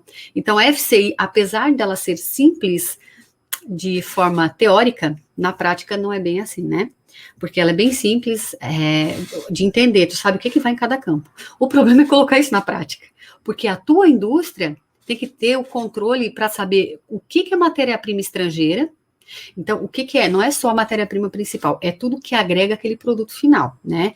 Então, é tudo que é absorvido, né, para se transformar nesse novo produto. Se é de origem estrangeira, você tem que considerar ali para cálculo do conteúdo de importação. A tua empresa, a tua indústria, não precisa ser a importadora do produto. Não precisa. O que interessa é o produto ser de origem estrangeira. Então, o produto é de origem estrangeira, você vai considerar ele no cálculo do conteúdo de importação. O cálculo em si é muito simples. Você vai pegar tudo que é de conteúdo, tudo que é matéria-prima estrangeira, e vai dividir pelo valor da venda para outro estado. Então, por exemplo, se um produto que você está ali produzindo, os produtos de origem estrangeira dá 30 mil reais de custo, é o valor do produto, tá? Menos o ICMS e o IPI ali que dá crédito, né? E aí você divide pelo valor da saída para fora do estado. Então, 30 mil dividido por 40 mil, nesse exemplo, dá 75%. Então, para fora do estado, a indústria vai mandar 4%, o atacadista 4%, o varejo a 4%, todo mundo que vender para fora do estado vai ter que aplicar o 4%. Lá no convênio diz o que você considera como produto estrangeiro, né? Não é qualquer coisa, porque tem exceção. Então, por exemplo,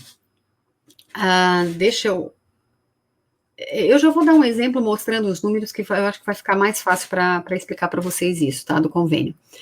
Deixa eu só continuar aqui, ó. Quando, então, que não pode aplicar 4%, mesmo o produto sendo de origem estrangeira, tá? O produto não foi fabricado no Brasil, mas eu não posso aplicar 4%. Quando é gás natural, o último item ali da listinha, ó, gás natural importado do exterior a outro estado. Então, o gás não pode ser 4%. Também eu não posso aplicar o 4% quando é o que a gente chama de produto da lista do CAMEX, mas é da lista do CAMEX sem similar, porque tem um monte de lista no CAMEX. Gente, bota no Google, tá? Vou mostrar, tá? Vou mostrar aqui. Como é que eu sei os produtos que estão na lista do CAMEX como não similar nacional? Da onde que eu vou achar isso aqui?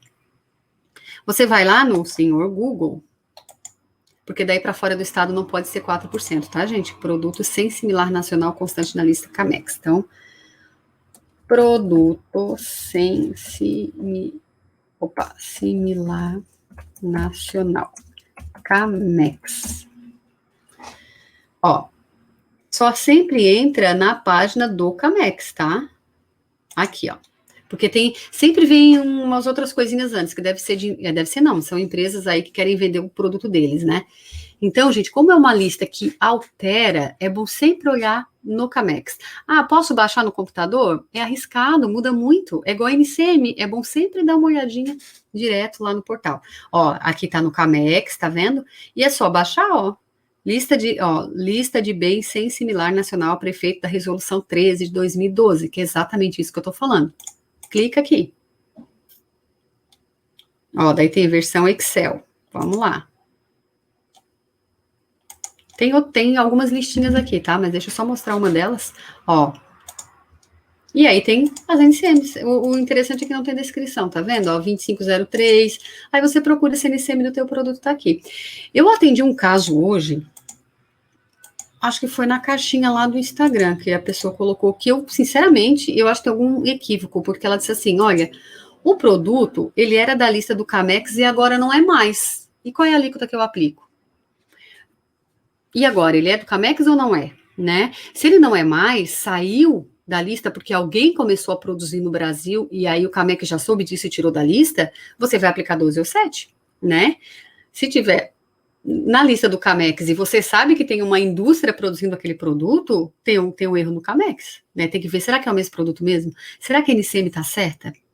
Porque, gente, o que já aconteceu, deixa eu voltar lá para os slides, o que já aconteceu desse negócio de dizer assim, olha, uma hora está na lista, outra hora não está, é o mesmo produto, às vezes é a NCM que está errada, que a pessoa está usando, sabe? Eu acho difícil o Camex errar, mas pode ser, né? Então tem que dar uma olhada. Se você sabe que tem produção no Brasil similar, né? E tá no Camex, tem que ver, entrar em contato com o Camex para questionar isso, né? Que de repente pode ser que eles não saibam também. Mas olha, eu ainda acho que pode ser que você esteja com a NCM errada, tá? Então, gente, esses produtos que constam na lista do Camex é porque não tem similar nacional, e aí, neste caso, para fora do estado, não pode ser 4, é 12 ou 7, tá? Então, tá vendo? Produtos que vêm do exterior, não sofrem produção no Brasil, e você, mesmo sendo importado, mesmo sendo estrangeiro, eu prefiro usar a palavra estrangeiro, porque quando você usa a palavra importado, dá a impressão que a tua empresa importou. E aí você só precisa mandar 4 quando você importou. Mas não é. Se o produto é estrangeiro, né, e vai para fora do estado, você pode não ter importado, você comprou no Brasil, mas ele é estrangeiro, então para fora do estado, 4, tá bom? E aí não é 4 se tiver na lista do Camex como sem similar nacional e se for o gás natural, né, importado do exterior. Produto produzido no Brasil e o conteúdo deu superior a 40% e mesmo assim eu não posso aplicar o 4%. Tem algum caso? Um caso, que é os bens de informática produzidos pelo PPB. O que é o PPB? É o Processo Produtivo Básico. Isso é um benefício que tem para o IPI e tem para o ICMS, mas você consegue ele através de um ato concessório da Receita Federal. E aí é publicado no Diário Oficial, inclusive, com o nome da empresa, CNPJ, tudo, tá? Então a empresa ela se qualifica nesse ato concessório como produtora de PPB, processo, né, produtivo básico, e ela tem alguns benefícios fiscais. Não sei se foi por isso que o Senado deixou de fora, mas é só na área de tecnologia, tá? Não é para qualquer produto, não. Neste caso, ninguém pode aplicar 4% para fora do estado, tá? E aí, eu falei que tinha um esqueminha que eu ia explicar melhor essa história, é a origem da mercadoria. Essa origem da mercadoria, ela é extremamente importante, tá? Para a gente definir essa questão de para fora do estado, eu manda 4 ou manda 12, porque se a tua empresa é do Simples, né, 4, 12 ou 7, para fora do estado ela não vai destacar 12, 4 ou 7, mas pode ser que ela precise dessa informação para calcular diferencial de alíquotas, e às vezes o fornecedor não mandou, porque o fornecedor é do Simples, não destacou, mas o cálculo do diferencial de alíquotas, eu preciso da alíquota interestadual. E qual é a alíquota que eu vou considerar, já que o meu fornecedor é do Simples? Ou eu estou mandando para fora do estado, e eu sempre vendo muito em Santa Catarina ou em São Paulo, nunca vendo para fora, e agora eu vou vender, qual é a alíquota que eu vou aplicar? Então, gente, essas origens são macetes bem interessantes, que podem ajudar muito, ó. Por exemplo, quando você usa origem 1, vamos começar pela direita aqui, ó, a alíquota de 4%. Quando você usa origem 1, é porque a tua empresa é a importadora direta do produto, e o produto não está no Camex. Porque se tiver no Camex, a origem não é 1, a origem é 6, está aqui do lado esquerdo. Ó, estrangeira, importação direta sem similar nacional. Então, a tua empresa é uma importadora, ou é 1 ou é 6. Tá na lista do Camex? 6. Para fora do estado, 12 ou 7, né? Não está no CAMEX. Origem 1, para fora do estado, 4. A minha empresa não importou, ela comprou no Brasil. Então, a origem é a 2, tá? No curso de CST eu explico isso tudo em detalhes, tá? A origem lá no curso de CST que vocês têm na plataforma. Mas eu tenho que dar uma explicada para chegar no conteúdo de importação aqui. Origem 2, é estrangeira, só que você comprou no Brasil. Produto aqui, no 1, no 6, no 2 e no 7, não sofreu processo produtivo no Brasil. Ah, mas Tatiane, eu comprei no Brasil, mas ele é do CAMEX. Então, origem 7. Daí para fora do estado, quando é origem 7, 12 ou 7, dependendo, né, estado de origem e destino. Se não tiver no CAMEX, origem 2, 4%. Muito bem. Produto é produzido no Brasil. Não tem nada estrangeiro. 100% das matérias-primas são de origem nacional. Se é de origem nacional, a origem vai dar 0. Porque daí não tem cálculo de conteúdo de importação, porque é tudo nacional. Aí você para fora do estado, 12 ou 7. Ah, mas eu apliquei matéria-prima de origem estrangeira. Aí você vai calcular o conteúdo de importação. Se o resultado do conteúdo... Se o resultado do conteúdo de importação, né, der superior a 40% e inferior ou igual a 70%, ó, tá vendo? Superior a 40%, origem 3. Para fora do estado, 4%. Tanto faz se a tua empresa industrializou, só está revendendo. Por isso tem que olhar a nota do fornecedor, né? Nestes casos. Se o conteúdo deu superior a 70%, é origem 8. Origem 3 e origem 8 para fora do estado, 4. Não, o conteúdo de importação tem pouca matéria-prima, deu 5, então para fora do estado vai ser 12 ou 7, porque quando é 5 é que o conteúdo foi inferior ou igual a 40%. Então, para fora do estado, 12 ou 7. E o 4, gente, ó, é aquele caso do PPB, né? A indústria tem o processo produtivo básico, ela tem o ato concessório, então ela vai usar o 4 na nota. Aí não tem erro, quando é 4, não pode ser 4, olha só. Aí você, para fora do estado, 12 ou 7. Lá no convênio, quando você está montando o cálculo do conteúdo de importação para chegar nesses números para te aplicar a alíquota correta, tem um monte de regra. Então, o que ele diz? Você vai considerar as exceções? Então, por exemplo, você é uma indústria e você recebeu uma mercadoria estrangeira, tu tem que olhar a origem. Se a origem da nota fiscal for 1 ou 2, é estrangeira. Você vai considerar como estrangeiro para o cálculo do conteúdo de importação. Agora, se a origem vem 6 ou 7, é estrangeira, mas para efeito do cálculo do conteúdo de importação, você não pode considerar como estrangeira, tá? Não pode. Outra coisa, quando vem 3 ou 8, o 8, deixa eu explicar o 8 primeiro. Quando vem 8, você considera como 100%, apesar de ser nacional, tá? Para efeito do cálculo do conteúdo de importação, você considera como estrangeira, e não é estrangeira, tá vendo? Se vem o 3, você considera metade do valor como estrangeira, metade do valor como nacional para efeito do conteúdo de importação. Eu me comprometo a dar uma aula só da FCI para vocês, tá? A gente tem algumas aulas que nós temos que dar prioridade, mas ela vai ser feita. Aí eu vou explicar com mais calma. Mas a base é isso aqui que eu tô falando, mas tem outros detalhes que a gente tem que ver. Se a matéria-prima veio para ti com conteúdo 5 ou 0, você considera como nacional e não joga para o FCI. A 4 também não joga. Então, vocês estão vendo que monte de coisinhas que tem que cuidar, né? Gente, sobre a alíquota do IPI... Só para te avisar, que tu sempre pede para eu avisar do horário, né? São 9h34, tá? Eu até vou deixar a alíquota do IPI e do ISS para uma próxima aula para a gente não correr, né? Porque senão tem que correr e tem as perguntas. ICMS era isso. Vamos voltar lá. Talvez a gente consiga encaixar o IPI e o ISS junto com o do PIS/COFINS, que o do PIS/COFINS não tem tanta coisa assim para falar. Então tá, descompartilha aí, então, Juliana. Assim, até tem, né, alíquotas diferenciadas e tal, mas tudo isso eu já explico lá no curso de CST também. Então, na verdade, vai ser só mais para dar uma recapitulada, né? Porque lá no curso de CST, que já está na plataforma, quando eu falo de CST, eu também já falo, né, de alíquotas, já explico um pouquinho essa questão. Mas acho que dá para a gente encaixar, de repente, na de PIS/COFINS, Tati. Não, perfeito. É que o ISS é rapidinho, mas o IPI também não demora, né? Vai uns 15 minutos. Mas eu gosto de mostrar TIP, mostrar com calma. Fazer correndo não me agrada. Bom, então vamos ver se tem alguma dúvida. Começa às 8h56 com o Evanildo. A Amanda fez um comentário ali sobre estar um caos, né? E a gente que lute para pedir carta de correção ou pagar diferencial interno. Ah, imagino, complicado, né? O Evanildo, trabalho em uma empresa privada e esta. Ah, sobre o Espírito Santo, que é mais fácil trabalhar. É, show de bola. Eu gosto bastante. Eu dei uma aula lá em Vitória e eu dei uma lida, né, no regulamento para não chegar lá e dizer assim, não sei nada do estado de vocês. E eu gostei bastante, assim, achei a legislação mais tranquila, assim, para estudar. Sim.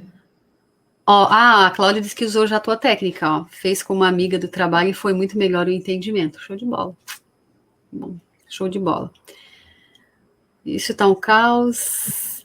Ah, sim, Amanda, é até bom, né? Tá um caos mesmo. E vê só, o que a Amanda está comentando foi aquele caso da alíquota de Santa Catarina vir 12 e era para ter vindo 17 porque é consumo final.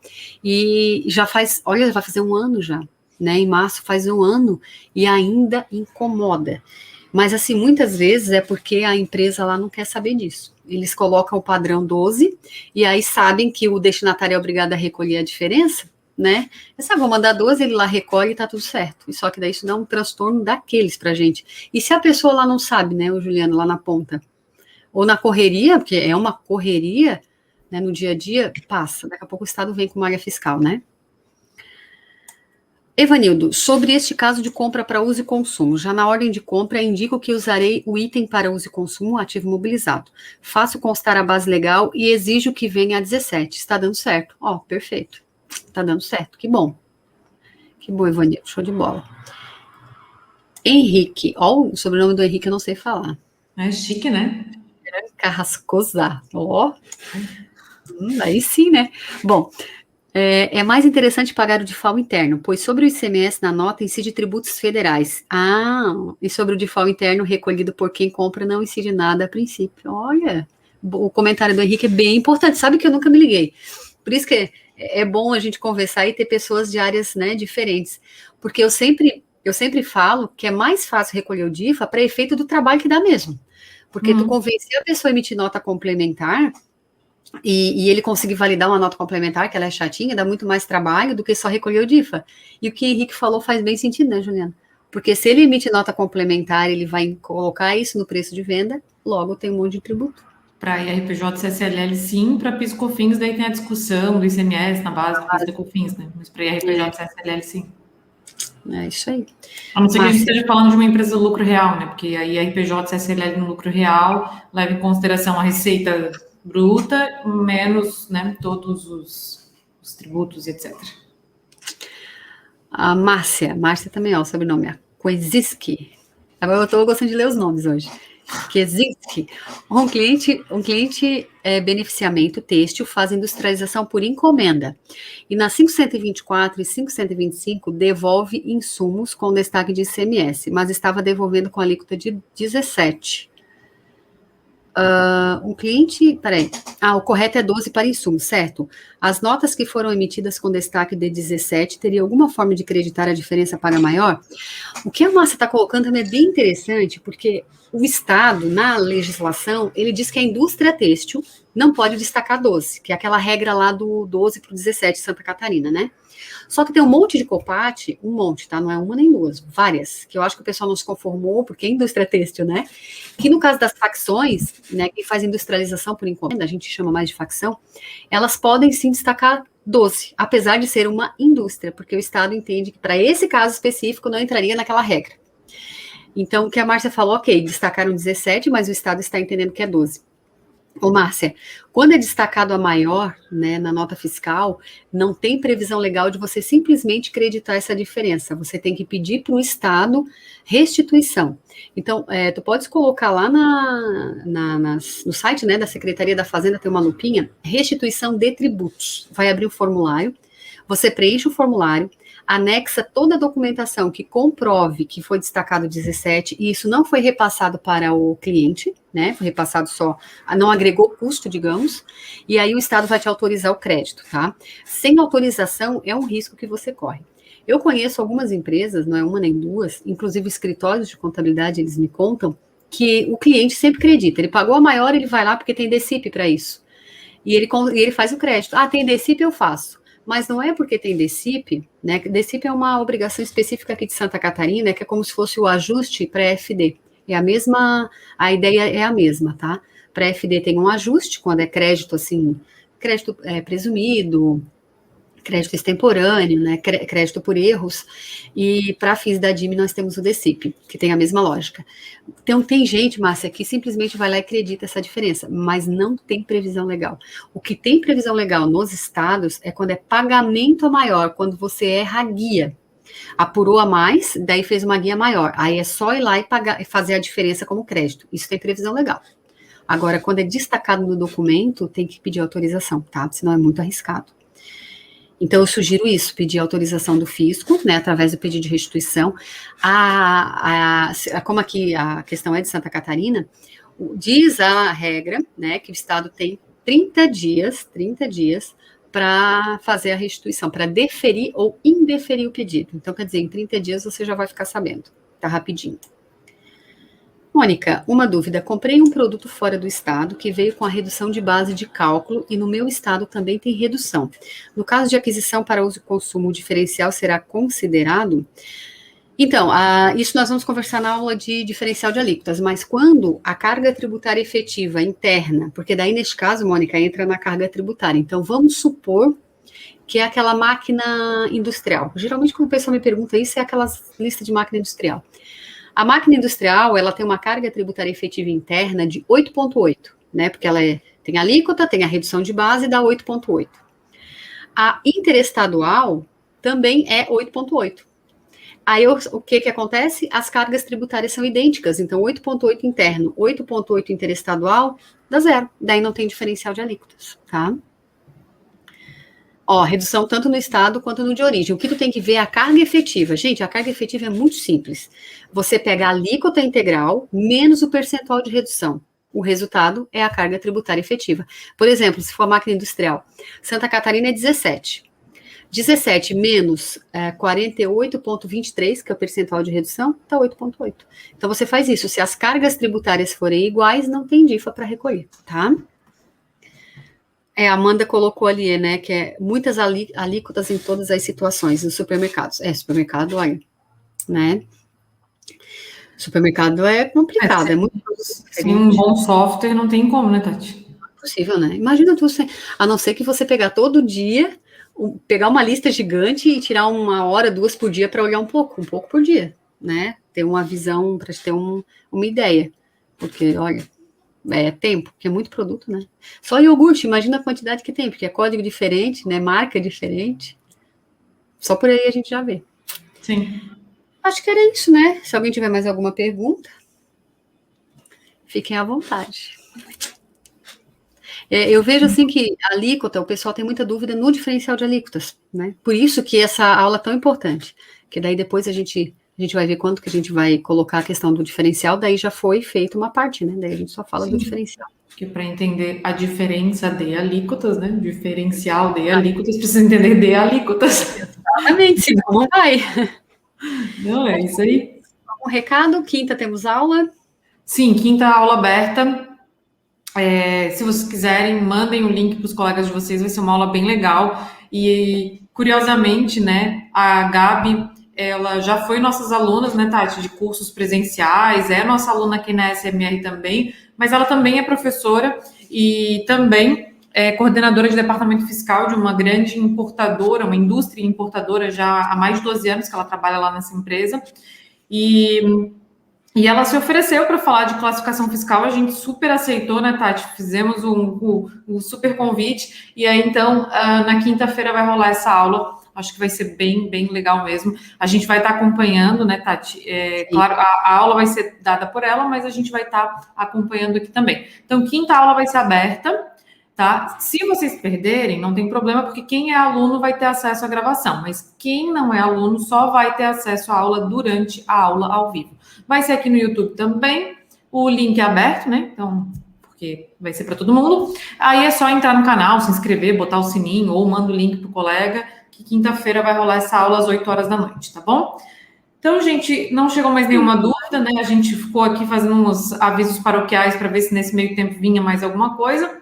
Então, como não teve mais nada, um bom restinho de feriado para vocês, né? Bom retorno ao trabalho amanhã, para quem não trabalhou hoje, né? Bom retorno ao trabalho, mas para quem trabalhou, bom resto de semana e até quinta-feira. Tchau, gente. Tudo de bom aí para vocês. Até mais.